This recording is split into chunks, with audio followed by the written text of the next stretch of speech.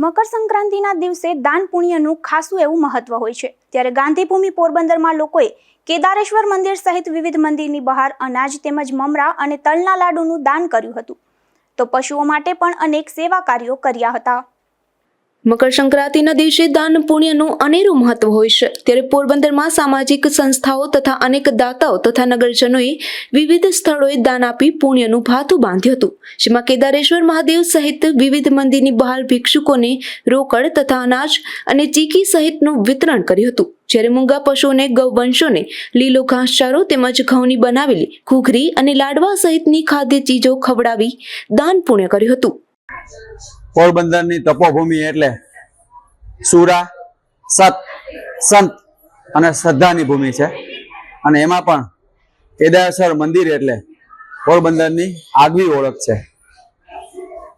પોરબંદરના મહારાજાશ્રીએ બનાવેલું આ મંદિર છે અને એવું કહેવાય છે કે સુદામાજી આ મંદિર દર્શન કરવા આવતા હતા અને એ રીતે પોરબંદરની આસ્થાનું પ્રતીક સમાન આ કેદારેશ્વર મંદિર અને એમાં પણ આજ મકર સંક્રાંતિ જેવો મોટો ઉત્સવ અને એ રીતે પોરબંદરમાં આ મંદિર હાલ શ્રદ્ધાનું કેન્દ્ર બની ગયેલું હોય અને તે રીતે અહીં દાન દેવાવાળા પણ ખૂબ મોટા પ્રમાણમાં આવતા હોય ત્યારે પોરબંદરનું ગૌરવ સમાન આ મંદિરમાં આજ આપણે જોઈ શકીએ છીએ કે લોકો શ્રદ્ધાથી દર્શન કરવા આવે છે।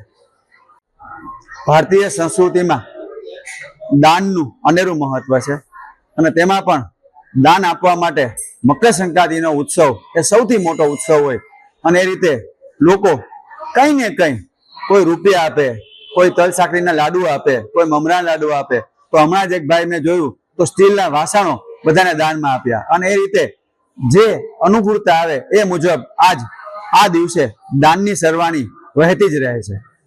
આ ઉપરાંત પણ વાત કરીએ તો પક્ષીઓને પણ ચણ નાખવામાં આવ્યા હતા। તો જરૂરિયાતમંદ પરિવારોને પણ અનાજ કીટનું વિતરણ કરી પોતાની શક્તિ પ્રમાણે મકર સંક્રાંતિના પર્વએ દાન કરી લોકોએ ધન્યતાનો અનુભવ કર્યો હતો।